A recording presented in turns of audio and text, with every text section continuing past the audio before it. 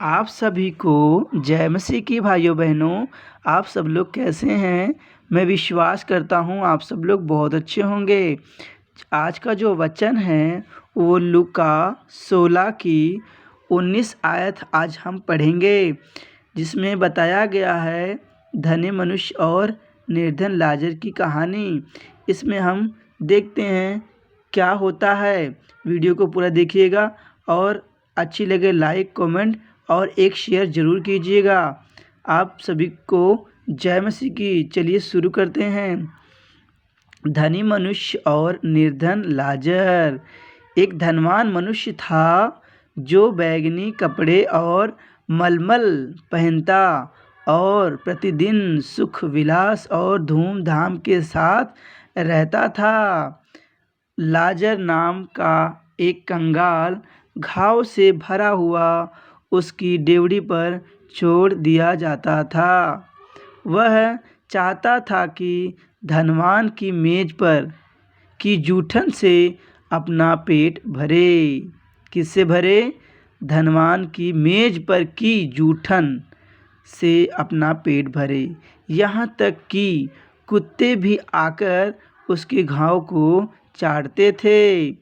ऐसा हुआ कि वह कंगाल मर गया और स्वर्गदूतों ने उसे लेकर अब्राहम की गोद में पहुंचाया।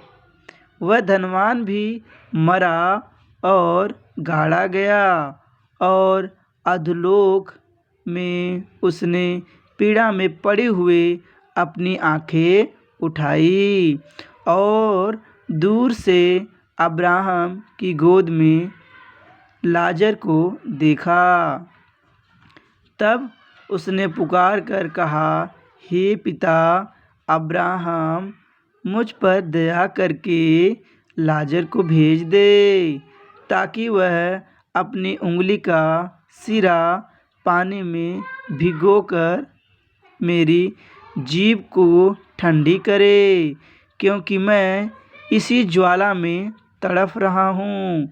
परंतु अब्राहम ने कहा, हे पुत्र, स्मरण कर कि तू अपने जीवन में अच्छी वस्तुएं ले चुका है और वैसे ही लाजर बुरी वस्तुएं, परंतु अब वह यहाँ शांति पा रहा है और तू तड़फ रहा है। इन सब बातों को छोड़ हमारे और तुम्हारे बीच एक भारी गड्ढा ठहराया गया है। जो यहाँ से उस पार तुम्हारे पास जाना चाहे वे न जा सकें और न कोई वहाँ से इस पार हमारे पास आ सके। उसने कहा, तो हे पिता, मैं तुझसे विनती करता हूँ कि तू उसे मेरे पिता के घर भेज, क्योंकि मेरे 5 भाई हैं और वह उनके सामने इन बातों की गवाही दे।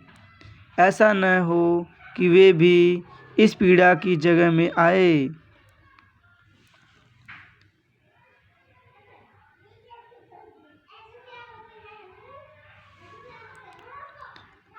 अब्राहम ने उससे कहा, उनके पास तो मूसा और भविष्यद्वक्ताओं की पुस्तकें हैं, वे उनकी सुने।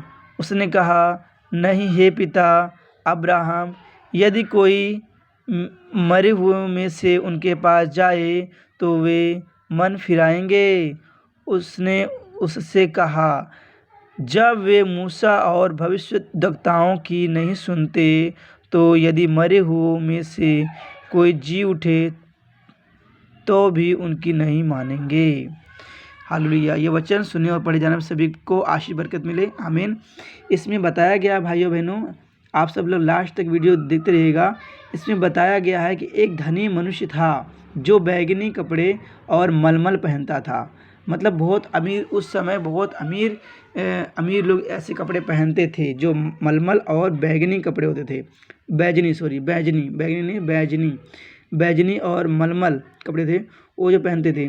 और एक उनके घर के डेवढ़ी के पास में एक गरीब कंगाल रहता था, बहुत गरीब था।